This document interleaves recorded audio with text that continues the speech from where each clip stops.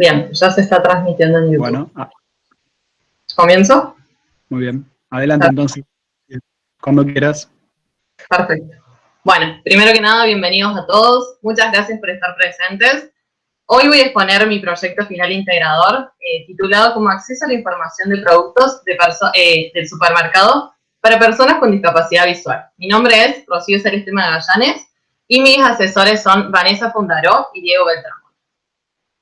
Para comenzar, vamos a explicar cuáles son los tópicos que vamos a desarrollar a lo largo de esta jornada. Comenzaremos por introducir pequeños conceptos teóricos que son importantes a lo largo de toda esta presentación. Por otro lado, comenzaremos a hablar de lo que fue el diseño de la herramienta, que particularmente hablaremos de lo que es la especificación del contexto de uso y, por otro lado, de los requisitos. En tercer lugar, hablaremos de lo que es el desarrollo de la aplicación, cómo se desarrollaron las diferentes funciones y cómo se desarrollaron los prototipos. En cuarto lugar, hablaremos de las pruebas de resultados y los resultados obtenidos a partir de ellos. En quinto lugar, hablaremos de las mejoras a futuros y de los proyectos que están siendo llevados a cabo para finalizar con las conclusiones. Me parece importante comenzar con un concepto que debemos tener en cuenta cuando nos referimos a las personas que tienen algún tipo de discapacidad. Uno de los términos correctos para dirigirnos a las personas con discapacidad es persona con discapacidad. ¿Por qué? Porque ante todo coloca a la persona y no al diagnóstico. Entonces, este es un concepto que vamos a tener en cuenta a lo largo de toda esta presentación. Una vez dicho esto, podemos comenzar. Bien, comencemos por definir lo que es la discapacidad visual. La discapacidad visual engloba cualquier tipo de afección visual grave, ya sea una disminución visual o una ceguera. Hay que tener en cuenta dos conceptos importantes al momento de hablar de la discapacidad visual. Esos son la agudeza visual y el campo visual. La agudeza visual es la capacidad de percibir la figura, la forma y los detalles de un objeto. Por otro lado, el campo visual es la capacidad de percibir objetos más allá de nuestra visión central. Bien, en base a estos dos conceptos es que se generan dos tipos de clasificaciones grandes de la discapacidad visual. Ellos son, según se afecte la visión de lejos o la visión de cerca. Cuando se afecta la visión de lejos, nos encontramos con 4 clasificaciones. Las dos primeras se encuentran la discapacidad visual leve y moderada. De esto dependerá la agudeza visual, es decir, estos dos términos se engloban entre una agudeza visual entre 0,5 y 0,3. Esto es considerado como baja visión. Las personas con baja visión tienen dificultades para percibir los rasgos desproporcionados del espacio, los contrastes bajos, los objetos poco iluminados, entre otras dificultades. Por otro lado, tenemos lo que es la disminución visual grave, que es lo que en muchos países es considerado como ceguera legal. Y por último, tenemos lo que es la ceguera propiamente dicha, que es una agudeza visual entre 0 y 0,5 que no permite al usuario o a la persona distinguir nada en absoluto o percibir simplemente luz y oscuridad. Bien, es importante tener en cuenta números cuando hablamos de personas con discapacidad visual. 1.300 millones de personas alrededor del mundo tienen algún tipo de discapacidad visual. Esto significa que equivale al segundo país más poblado del mundo entero, que es India. Bien, cuando hablamos de personas con discapacidad visual, hay que tener en cuenta que ellos utilizan ciertos apoyos para interactuar con distintos medios. Una de estas tecnologías asistivas que utilizan las personas con discapacidad visual son los lectores de pantalla. Los lectores de pantalla les permiten interactuar con celulares, computadoras y tablets. ¿Cómo funciona un lector de pantalla? Un lector de pantalla básicamente lo que hace es distinguir qué se encuentra dentro de la pantalla, distinguir los elementos que contiene esta y hacerlo perceptible para el usuario. Esta percepción se puede realizar a través de dos maneras. En primer lugar, a través de voz, es decir, a través de un sintetizador de voz, y el usuario escucha todo lo que se encuentra presente en la pantalla. Y por otro lado, tenemos a través de la salida braille, es decir, se le tiene que adicionar un elemento de hardware, que es un teclado braille, que le permite al usuario leer a través de braille qué se está mostrando en la pantalla. Cuando hablamos de lectores de pantalla, es muy importante destacar que el primer lector de pantalla lo lanzó la empresa Apple en el año 2009 y este fue el VoiceOver. A partir de allí, y al ser el primero que lanzó un lector de pantalla, Apple se consagró como el líder en accesibilidad móvil. Sin embargo, hoy en día, todos los sistemas operativos proveen distintas opciones de accesibilidad. Particularmente, Android lo que provee es un lector de pantalla llamado TalkBack. Bien, este proyecto fue desarrollado bajo el enfoque del diseño centrado en el usuario. ¿Pero qué es esto? El diseño centrado en el usuario tiene como objetivo incorporar al usuario desde el momento cero de realización de un producto o de servicio. Se comienza especificando el contexto de uso, es decir, especificando quiénes son los usuarios finales, por qué lo van a utilizar, para qué y en qué contexto físico. Por otro lado, se especificarán los requisitos, es decir, teniendo en cuenta las expectativas tanto del cliente como del usuario. En tercer lugar, se deben crear soluciones de diseño que posteriormente van a ser probadas en pruebas de usuario por los distintos usuarios objetivos. Este ciclo se repite iterativamente hasta que se logre el objetivo final, que es la satisfacción del usuario con el producto. Bien, hay otros 3 conceptos muy importantes al momento de trabajar con personas con discapacidad visual bajo un enfoque de diseño centrado en el usuario. Ellos son la usabilidad, que es la capacidad de un objeto, de un producto o servicio, de ser utilizado por usuarios específicos con objetivos determinados, con eficiencia, efectividad y satisfacción en un contexto de uso determinado. Por otro lado, tenemos lo que es la accesibilidad. La accesibilidad se refiere a la posibilidad de acceso, es decir, la capacidad que tiene un producto o servicio de ser utilizado por la mayor cantidad posible de usuarios. Y en último lugar tenemos lo que es la experiencia de usuario, que es aquello que siente el usuario en la interacción con un producto o servicio. Y esto se encuentra muy relacionado con lo que es el diseño centrado en el usuario, ya que conociendo las necesidades, el modo de vida, se puede lograr que el producto en la interacción sea una interacción sencilla, intuitiva y agradable. Bien, y el último concepto a tener en cuenta teórico van a ser las aplicaciones móviles. ¿Qué son? Son software creados para llevar a cabo actividades o para facilitar el desarrollo de las mismas. Estas pueden ser clasificadas de distinta manera, pero particularmente pueden ser clasificadas según su desarrollo. Dentro de estas clasificaciones tendremos un desarrollo nativo, un desarrollo web y un desarrollo híbrido. Cuando hablamos de desarrollo nativo, hablamos de cuando se utilizan todas las herramientas provistas por cada sistema operativo para su desarrollo. Es por esto que tenemos que tener en cuenta 2 conceptos muy importantes, que son el SDK o Kit de Desarrollo de Software y el IDE, que es el Entorno de Desarrollo Integrado. Particularmente, el SDK provee todas las bibliotecas APIs y todas las herramientas necesarias para compilar, depurar y simular las aplicaciones. Y por otro lado, lo que es el IDE provee un editor de código y un constructor de interfaz gráfica para que el programador desarrolle las distintas aplicaciones. Cuando hablamos de desarrollo de aplicaciones móviles, debemos hablar de cómo se desarrolla para los distintos sistemas operativos. Debemos destacar que Android provee un IDE llamado Android Studio, en el cual se puede programar en 3 lenguajes, C++, Java y Kotlin. Por otro lado, lo que es iOS provee un SDK llamado Xcode, en el cual se puede programar en Objective-C y Swift. Bien. Sin embargo, los recursos a ser utilizados en cada uno de estos desarrollos nativos son distintos, ya que, por un lado, Android permite desarrollar la aplicación en cualquier computadora, ya sea una Mac, una computadora con Linux o con Microsoft. Mientras que iOS es más restrictivo en ese sentido, ya que solo se puede desarrollar una aplicación en una computadora Mac. Bien. Una vez que tenemos en cuenta todos estos conceptos, es que podemos proceder a lo que fue el diseño de la herramienta. Para esto tenemos que tener en cuenta que en el comienzo este proyecto se tuvo como objetivo trabajar con las personas con discapacidad visual. Y teniendo en cuenta el enfoque que quería ser llevado a cabo, de centrarlo en el usuario, es que se realizaron distintas entrevistas personales a distintos usuarios en donde se los interrogó acerca de las necesidades puntuales de su vida diaria y cuáles eran las dificultades con las que se encontraban en su día a día. Es por esto que se encontró con una necesidad muy imperiosa, que era la de realizar las compras en el supermercado de manera autónoma.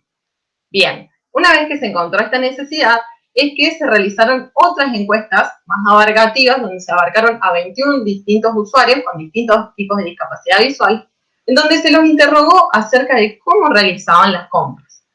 Ante esta pregunta, los usuarios dijeron que debido a las dificultades que llevaba ir al supermercado y realizar la compra presencialmente, muchas veces preferían otras opciones. Otras opciones como comprar en almacenes de barrio, comprar online o delegar la tarea en un tercero. Sin embargo, lo que nos compete hoy en día es cómo realizan sus compras en un supermercado. Es por ello que además de realizar estas encuestas, se acompañó a uno de los usuarios al supermercado para realizar un ejercicio de empatía y de esta manera saber qué estaban viviendo los usuarios cuando se dirigían al supermercado.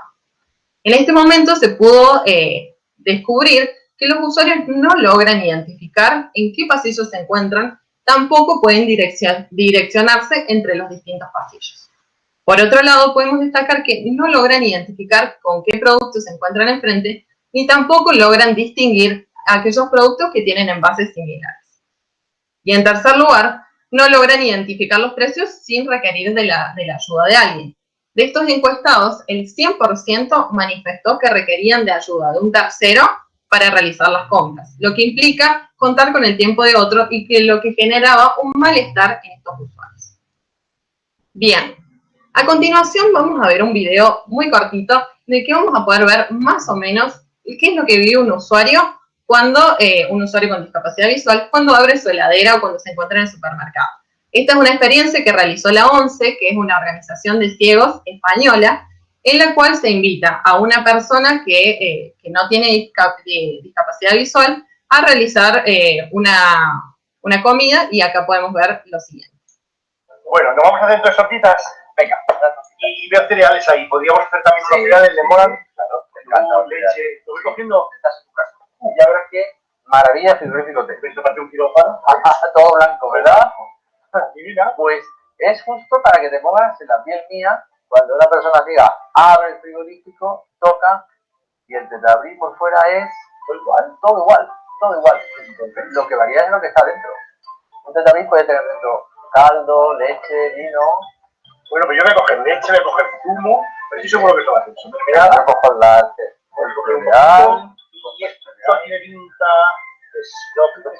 Sí, sirope también. Cereal. Bien, una vez que pudimos ver esta experiencia y realmente sentir qué es lo que viven los usuarios, es que se procedió a averiguar cuáles eran las soluciones propuestas a nivel mundial en esta temática. Frente a esto pudimos encontrar que en Estados Unidos, una startup tecnológica, en conjunto con una cadena de supermercados, desarrollaron una aplicación móvil que permite la asistencia remota de la compra a las personas con discapacidad visual. Por otro lado, en España se han realizado múltiples campañas para lograr el etiquetado braille en las distintas envases, ya sean latas, sachets, tetrabric. Por otro lado, en Jerusalén se desarrollaron lentes comerciados llamados Orcam, de un coste aproximado de 4.200 euros, que le permiten al usuario con discapacidad visual realizar distintas actividades de su vida cotidiana. Frente a esto, particularmente en el supermercado, se puede analizar lo que es marca, tipo y precio de cada uno de los productos. Por otro lado, en Colombia, Mauricio Sánchez desarrolló un carrito de supermercado que contiene un escáner de productos en su extremo que le permite facilitar la compra a este tipo de usuarios. Por último, en Argentina, hoy en día no se cuentan con soluciones existentes para esta temática. Bien, en base a todo este análisis y contenido es que se propusieron los siguientes objetivos. En primer lugar, y como objetivo general, desarrollar una herramienta de software que requiera únicamente de un teléfono celular que permita a los usuarios con discapacidad visual realizar las compras en el supermercado de manera autónoma. Por otro lado, tenemos como objetivos específicos estos que surgieron al momento de ver las necesidades que tenía el usuario yendo al supermercado. En primer lugar, identificar y dirigirse entre los distintos pasillos. En segundo lugar, identificar en qué sector del pasillo se encuentra. En tercer lugar, identificar la información más relevante del producto. Y luego se adicionaron otros objetivos como concientizar acerca de los derechos de las personas con discapacidad, como así también integrar a las personas con discapacidad visual en las actividades económicas y sociales. En este momento es importante destacar que se realizó un convenio con el supermercado Disco, con el cual se llegó al acuerdo de que las pruebas de usuarios finales fueran llevados a cabo en el supermercado de sede Vélez Sarsfield 1845 para poder realizar el análisis y la propuesta de la herramienta allí mismo. Bien, una vez que se desarrollaron estos objetivos específicos es que se procedió al desarrollo de la herramienta. Particularmente se eligió desarrollar una aplicación ya que no requería de ningún elemento de hardware adicional al de un teléfono celular. Por otro lado, se eligió desarrollarla nativamente para la plataforma Android. ¿Por qué? Porque un desarrollo nativo permitiría aprovechar más los componentes de hardware presentes en el celular de cada usuario. Y por otro lado, se eligió programar para el sistema operativo de Android, ya que Android no es restrictivo en cuanto a los recursos necesarios para el desarrollo. Teniendo en cuenta esto, se procedió a realizar los prototipos iniciales, frente a lo cual se tuvo en cuenta la arquitectura y la información que tuviese la aplicación, es decir, el modo en que se organiza la información dentro de las distintas pantallas, de manera que fuera fácil de encontrar para los usuarios. Frente a esto se diseñaron wireframes. Como podemos ver en la imagen de la izquierda, los wireframes son diseños sencillos acerca de cuáles elementos van a estar dispuestos en las distintas pantallas. Particularmente se escogió desarrollarlos con el IDE propuesto por Android, que es Android Studio, y en este se pudieron disponer elementos, ver sistemas de navegación y asegurar la compatibilidad con la capa de accesibilidad de Android. Esto lo vamos a ver más adelante cuando hablemos de las pruebas de usuario. Bien, cuando hablamos del prototipo final, se debieron tener ciertas consideraciones generales para cumplir con parámetros de usabilidad, accesibilidad y experiencia de usuario. Por ejemplo, comenzamos con lo que es la navegabilidad, es decir, asegurar que el usuario no debiese de realizar más de 3 pasos para alcanzar cualquier punto de la aplicación. En segundo lugar, la simplicidad, es decir, reducir al mínimo la cantidad de pantallas de modo que no fuera tedioso para el usuario y además reducir al mínimo la cantidad de elementos innecesarios, ya que estos podrían estorbar al usuario con el lector de pantalla. En tercer lugar, se decidió orientar la pantalla de modo vertical para que si la pantalla se orientaba de modo horizontal no confundiese al usuario. Además, se decidió jerarquizar el contenido y la información en manera de listas durante todas las pantallas de la aplicación. Además, se logró que se generara una compatibilidad con la capa de accesibilidad provista con Android. Es decir, lograr que el lector de pantalla identificase todos los elementos, que fuera compatible con la lupa, con el aumento de contraste y con el aumento de texto. Y en sexto lugar, se aseguró de que el contraste fuera adecuado según las recomendaciones brindadas por la WCAG2. Bien, a continuación se procedió a lo que era el desarrollo de las distintas funciones de la aplicación, teniendo en cuenta los objetivos específicos. Se comenzó desarrollando lo que es la identificación de pasillos. La identificación de pasillos se llevó a cabo a través de un lector de código QR. Como podemos ver en la imagen, se utilizarían códigos QR colocados en cada una de las esquinas, en cada uno de los extremos del pasillo, para poder identificar en qué pasillo se encontraba el usuario. Este lector de código QR fue desarrollado con una biblioteca de código abierto que se llama ZSync y permite la identificación de códigos de barra y códigos QR. Además, se procedió a sectorizar los distintos estantes y las distintas partes del pasillo. Como podemos ver en la imagen, se colocarían códigos QR según los contenidos relacionados en los distintos pasillos. Bien, a continuación de la función de identificación de pasillos, se procedió a desarrollar la búsqueda de pasillos, ya que esta tiene en cuenta la información obtenida de la función anterior.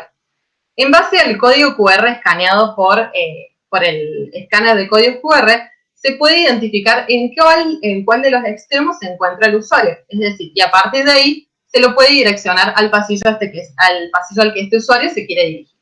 Para ello se provee una lista de pasillos disponibles y el usuario presiona aquel al cual se quiere dirigir. Por ejemplo, el usuario en ese caso presionó el botón lácteos, a partir del cual la indicación es: el pasillo de lácteos se encuentra 2 pasillos hacia su derecha. A continuación se procedió a la identificación de productos, es decir, proveerle al usuario la información más relevante del producto. Para ello se debieron distinguir entre 2 tipos de usuarios.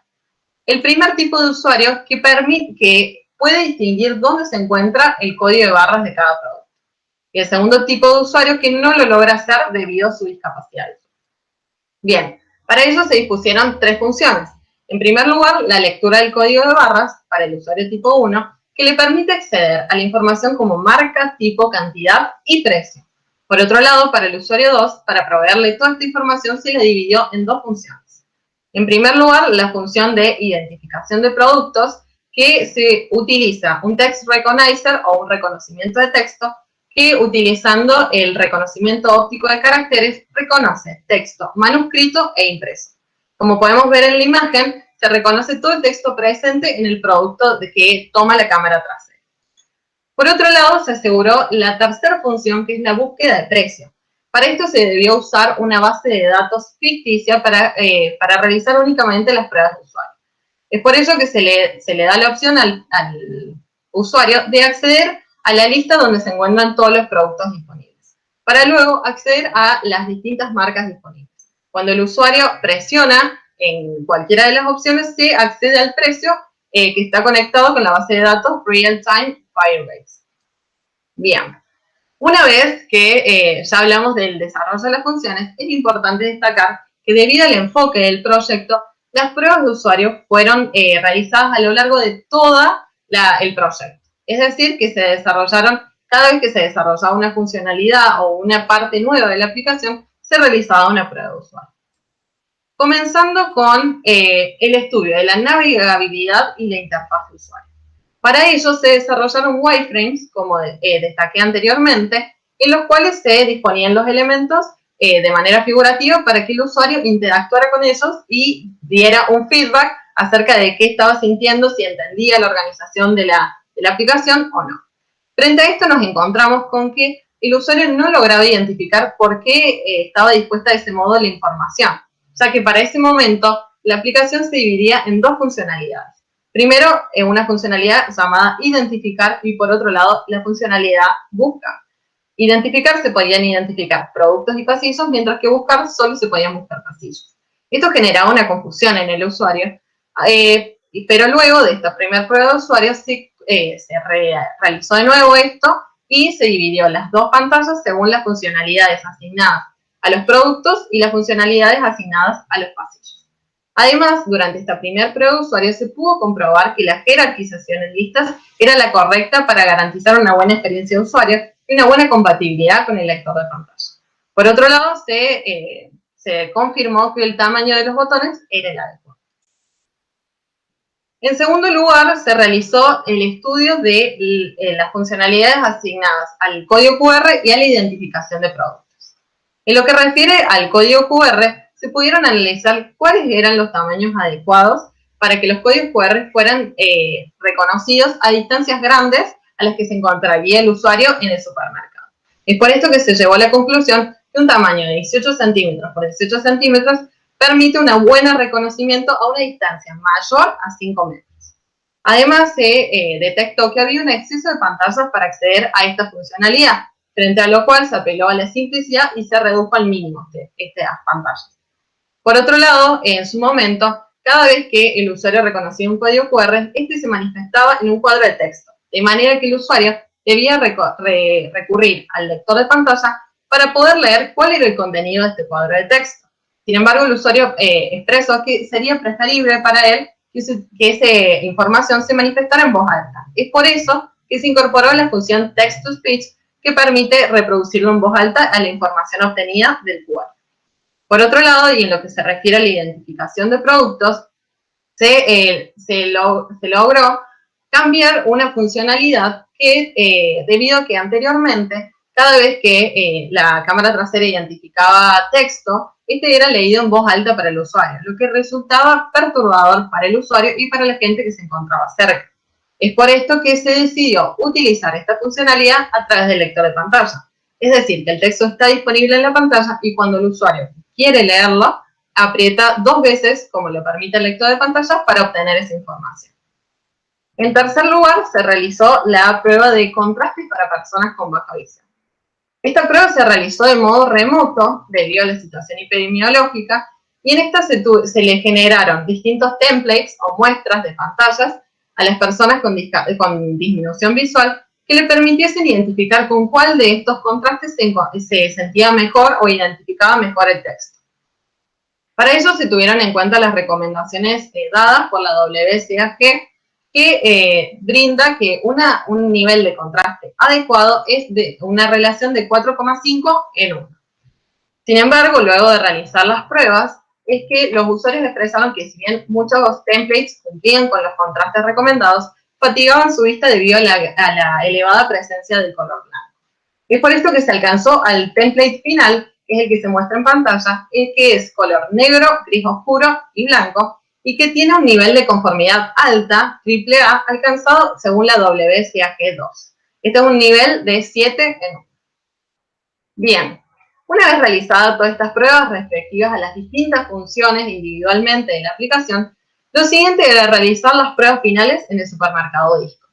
Sin embargo, debido a la situación epidemiológica y a la pandemia de COVID-19, es que se decidió no realizar estas pruebas y en su lugar realizar una prueba funcional de concepto donde se pusiesen a prueba las distintas funcionalidades para ver si cumplían con los objetivos propuestos. Bien, acá vamos a ver un video acerca de cómo, de la prueba funcional de concepto, acerca de cómo cada una de las funciones se fueron desarrollando y cómo funciona la aplicación. Se activó topar. Pasillos, botón. Súper accesible. Identificar pasillo, botón. Horizontal. Súper accesible. Vertical.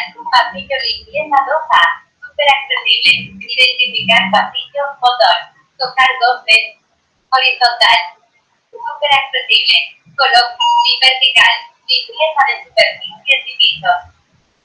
Identificar pasillo, botón. Pasillo limpieza 2A. Buscar pasillo, botón. Súper accesible. Lácteos, botón. El pasillo de lácteos es el siguiente hacia la izquierda. Note.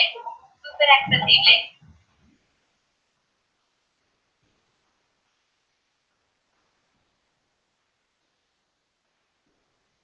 Esa rápida ya. Luz. Toallita. Desinfectante. De superficies. Red. Leer código de barra. Botón.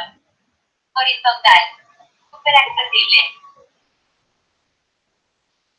Desde vertical. Detergentes y Factible Gel. 125 pesos. Buscar precio. Botón. Súper accesible. Buscar. Lavandinas. Súper accesible. Judith máxima pureza 1LT, 1 de 2 filas.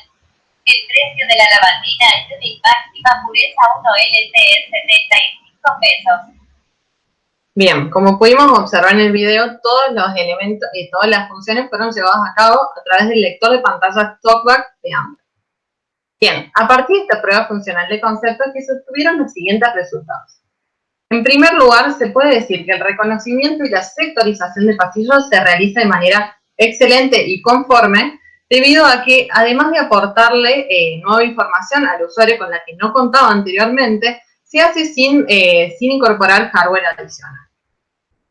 En segundo lugar, se puede decir que la búsqueda de pasillos también se realiza de manera conforme, brindándole localización dentro del local al usuario.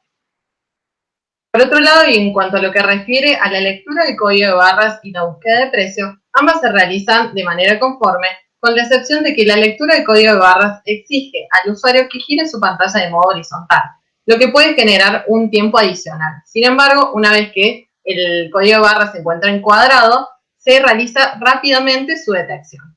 Además, hay que destacar que estas dos funciones van a ser llevadas a cabo en su totalidad cuando se incorpore la base de datos del supermercado real. Y por último, hay que destacar que la identificación de producto, teniendo en cuenta que se trata de un prototipo, se puede desarrollar de manera conforme. Hay tres aspectos a tener en cuenta en cuanto a lo que refiere a esta función. En primer lugar, que la aplicación toma unos segundos antes de identificar el texto presente en el producto, lo que podría generar confusión en el usuario. Además de que hay muchas tipografías de las distintas marcas de los distintos productos que el Text Recognizer no logra identificar fácilmente. Por ejemplo, en el video, como vimos, que la marca era Judin, y la A no es una tipografía normal, entonces esto impide a veces lograr un reconocimiento total del producto. Y en tercer lugar es que la función identifica todo el texto presente que se muestra en la cámara trasera. De este modo se puede generar confusiones, ya que se puede tomar un texto que se encuentra por detrás del principal. Sin embargo, y considerando que se trata de un prototipo, se considera que se alcanzó este objetivo específico. Bien, ahora es importante destacar que según la ISO 9999, que habla de productos de apoyo para personas con discapacidad visual, el prototipo desarrollado se encuadra dentro de lo que es la clasificación 1585-85, que sería un producto de apoyo para la realización de actividades domésticas, particularmente para la realización de las compras.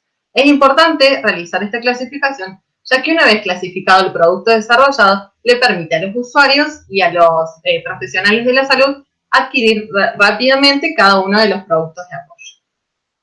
Bien, en este momento me parece importantísimo destacar que en el mes de junio de 2020, la directora de la Fundación Gaude, una fundación que trabaja con personas con discapacidad visual en Córdoba Capital, se puso en contacto con la autora de este proyecto para conformar un equipo interdisciplinario de profesionales que se comprometan con la accesibilidad de los supermercados. Tanto lo que es la accesibilidad web como lo que es la accesibilidad en los supermercados para la compra física. Es por esto, y es importante destacarlo, que este proyecto va a seguir siendo trabajado en conjunto con la Fundación Gaude y mejorado, y además se van a realizar las pruebas de usuarios finales para poder aplicarlo en todos los supermercados de Córdoba. Bien, una vez dicho esto, es que podemos proceder a lo que van a ser las mejoras a futuro. En primer lugar, una de las mejoras podría ser el desarrollo para la plataforma iOS, ya que esta concentra la mitad de los usuarios que respondieron la encuesta primero. Por otro lado, una de las ideas sería aplicar la identificación de productos a través de un motor de inteligencia artificial. Además, se deberá proceder a diseñar lo que es la interfaz gráfica, ya que en este momento no se realizó debido a que se trataba de un prototipo. Sin embargo, esta interfiere en lo que es la experiencia de usuario. Además, uno de los usuarios manifestó que sería una excelente aplicación que se disponga de una configuración de la paleta de colores según las necesidades de cada usuario con disminución visual. Además, este proyecto va a poder puede ser llevado a cabo a través del acceso a la base de datos real del supermercado, a través de la cual podemos darle a los usuarios con discapacidad visual y los usuarios que no tienen discapacidad visual la información verdadera acerca de los precios y la información de cada producto. Y además se planea continuar trabajando con la Fundación Gaude. A modo de conclusión, podemos afirmar que se logró cumplir con el objetivo general, ya que se generó una aplicación móvil de Android que permitiría a los usuarios a primera vista realizar las compras en el supermercado de manera autónoma. En segundo lugar, me parece importantísimo destacar que para lograr una buena experiencia de usuario en la compra para estos tipos de usuarios, hay que comprometerse la sociedad entera, es decir, los supermercadistas, las empresas y cada uno de los ciudadanos, ya que la integración de las personas con discapacidad visual es responsabilidad del conjunto de la sociedad. Es por eso que uno de los objetivos de este proyecto es ser el puntapié inicial para que una vez que conocemos todas las dificultades que viven en su día a día las personas con discapacidad, podamos comprometernos y promover esta integración. Por otro lado, y desde un punto de vista más técnico, se puede afirmar que se cumplieron con los objetivos específicos propuestos, con la excepción de que la información relevante del producto no pudo ser destacada en toda su totalidad, ya que la fecha de vencimiento sigue siendo uno de los pendientes, ya que es muy difícil encontrarla en los distintos productos y esto se dificultó al momento del reconocimiento de texto. Por otro lado, es importante destacar que el objetivo de concientizar acerca de las personas con discapacidad visual está siendo llevado a cabo en este momento, con esta presentación. Además, será llevado a cabo en conjunto con el proyecto con la Fundación Gaude. Durante la realización de este proyecto se adquirieron distintos conocimientos debido al enfoque que se tuvo acerca de accesibilidad, discapacidad visual y el modo de vida. Por otro lado, se debió aprender acerca de cómo desarrollar aplicaciones Android y además de conocer el lenguaje Kotlin. Este proyecto tiende a ser el peldaño fundamental para la accesibilidad en los supermercados en la provincia de Córdoba. Con este proyecto se continúa trabajando en conjunto con la Fundación Gaude. Y bueno, eso ha sido todo. Muchísimas gracias y dejo abierto el espacio para las preguntas. Bueno, muchas gracias por tu presentación, Rocío. Maxi, Marcela, Juan Pablo, si quieren comenzar a hacer consultas respecto de la presentación.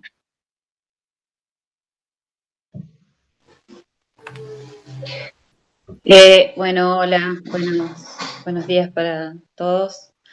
La verdad que puede haber preguntas para el futuro en realidad. Creo que si tuviera que pensar, porque después viene el tema de la nota, ¿no? Y cuando uno empieza a escuchar el proceso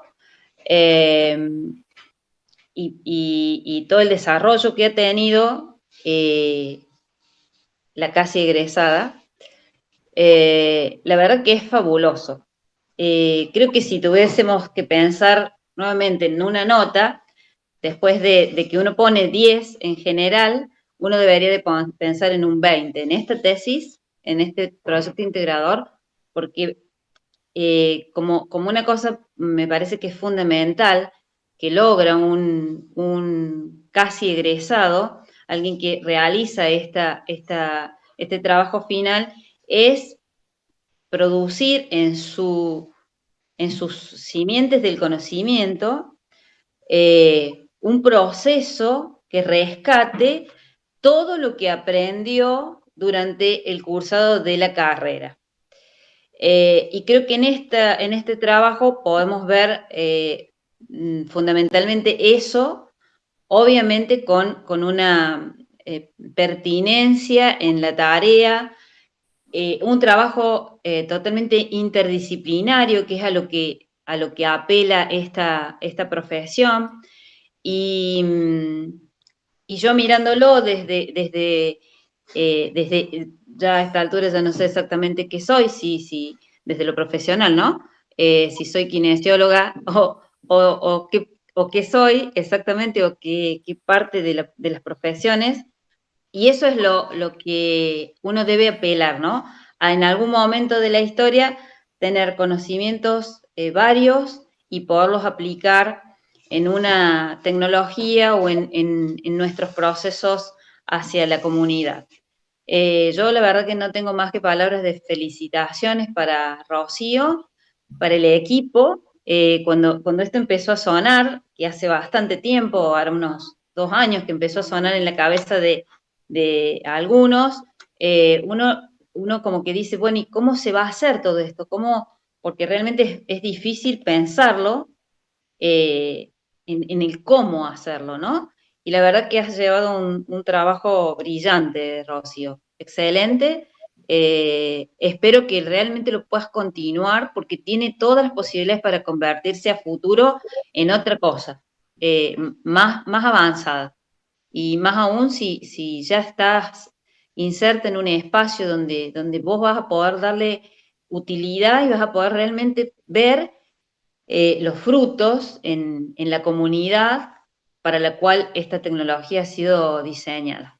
Así que la verdad que no tengo número para ponerle a esta tesis. Muchas gracias. Bueno, gracias, Marcela. Bueno, ahí está Juan Pablo, que abrió el micrófono. Sí, bueno, a ver, creo que parte de lo que voy a decir es repetir un poco lo que te compartí cuando di la devolución de la tesis. Felicitarte, creo que está muy bien lograda.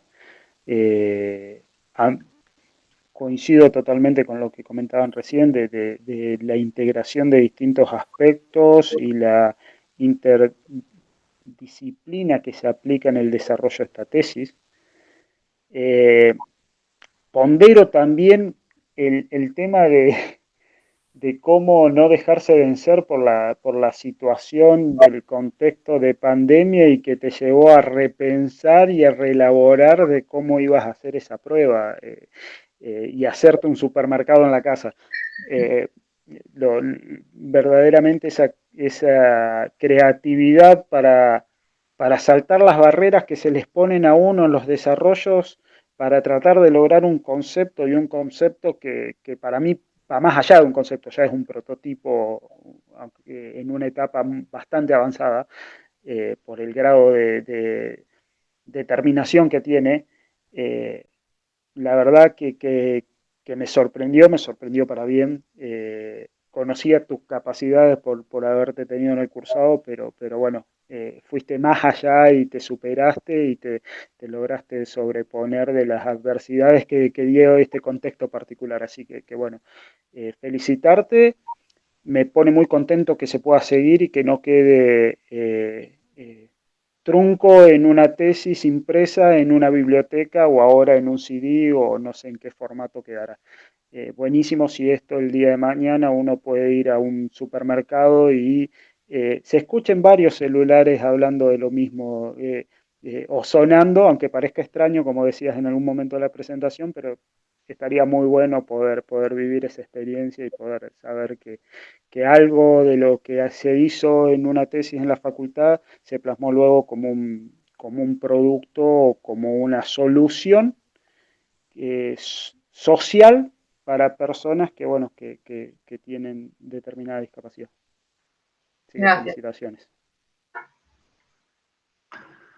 Bueno, genial, gracias Juan Pablo.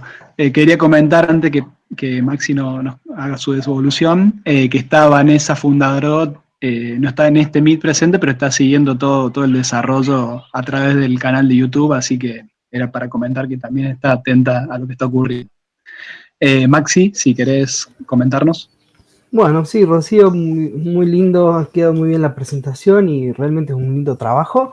No tengo ninguna pregunta para hacerte porque la entrevista que tuvimos antes de la defensa ha sido bastante extensa y me has evacuado todas mis dudas, así que bueno, muy bien, por mi parte está muy bien logrado todo lo que has hecho, así que felicitaciones. Muchas gracias.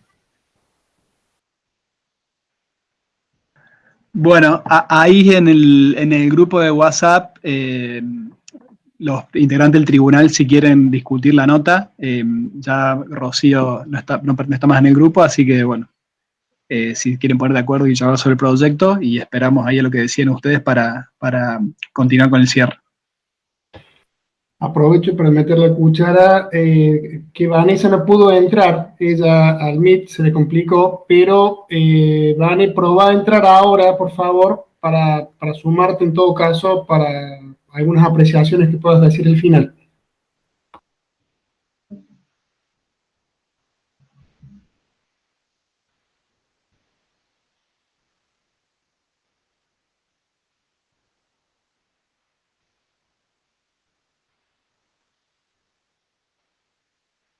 Bueno, ahí se ha sumado Vanessa. Bueno, estoy siguiendo el tribunal, ha entonces decidido que tu nota, Rocío, sea 10, así que bueno, felicitaciones como nueva egresada de la carrera. Me acaba también de escribir el ingeniero Ricardo Taborda, que te manda su saludo y felicitación y te dice que sos la egresada número 277 de la carrera.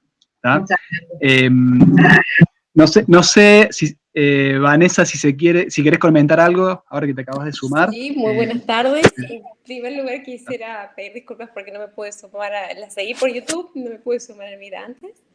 Y quiero felicitar a Rocío, fue un placer desde el primer momento en que vino a casa y empezamos a trabajar. Yo no podía creer, ella venía con inquietud de qué hacemos, qué es lo que necesitan como parte del relevamiento que ella estaba haciendo para detectar una necesidad concreta. Eso fue una lluvia de ideas bastante graciosa, podríamos decir al principio, hasta que, bueno, me radicó en que el tema del supermercado era una recurrente en casi todas las personas ciegas consultadas y se empezó a trabajar en ello y bueno, anécdotas para contar miles. Simplemente felicitarlas por el aporte que he logrado realizar, que me voy a tener que conseguir un teléfono Android, porque es impecable y creo que va a ser un imprescindible, no solamente para el súper, sino para muchas cuestiones de la vida cotidiana. Así que, Ro, muchísimas gracias y Gracias a vos, por Mari. haber pensado en que podíamos aportar de manera concreta y felicitaciones, perdón, me emocioné. Muchas gracias. Bueno, bárbaro. Yo de nuevo te felicito, Rocío. También me llama mucho la atención y realmente me pone muy contento ver cómo una tesis de final de carrera va bien orientada y bien trabajada sobre problemas reales y trabajando bien de cerca sobre el usuario, que es un poco lo que me compete hacer a mí profesionalmente, así que te felicito por ese enfoque. Bueno, si no hay más ningún comentario, felicitaciones de nuevo, ingeniera, y damos por cerrada la reunión. Paran Aplausos, aplausos. Vamos, el aplauso, perdón. El aplauso virtual. Ahora que digo, el trabajo no se puede quedar callado porque se me cae la baba con semejante trabajo, con semejante ingeniera. Felicitaciones, Rob. Realmente es un gran orgullo, es un trabajo hermoso, es gente hermosa. Vane es hermosa como para trabajar también. Realmente fue un placer por todos lados y es como, bueno, es redundar un poco en todo lo que se vino diciendo. Yo creo que esto obviamente es una semilla inicial, es un trabajo, pero está fundado sobre todo en necesidades reales, para lo cual la idea justamente es poder ir armando un equipo de gente, porque obviamente con Rocío sola no es suficiente, pero bueno, se va conformando un equipo de gente alrededor de la Fundación Gaude. Realmente tuvo muy buena aceptación y digamos, también es importante decirlo que, como yo siempre digo, la tecnología es una herramienta, puede servir y todo, pero en este caso, que es un caso de accesibilidad, la accesibilidad está compuesta por un montón de eslabones, es una cadena, donde si hay algún eslabón que no funciona, esa accesibilidad no funciona. Entonces, es muy importante acá poder trabajar, sobre todo en el ámbito cultural y educativo, yo diría. ¿Para qué? Para que justamente, por más de que esté la aplicación, si no es tomada por parte de los supermercados, si no está utilizado en forma realmente masiva, queda en una idea y en una intención. Yo creo que ahí tenemos que ir trabajando en una forma mucho más corporativa, porque es la forma en la cual se puede llegar a hacer un cambio, quizá a mediano plazo, largo plazo y geográficamente de una forma creciente. Así que bueno, muchísimas gracias, Roy, y bueno, gracias por todo, un placer. Muchas gracias.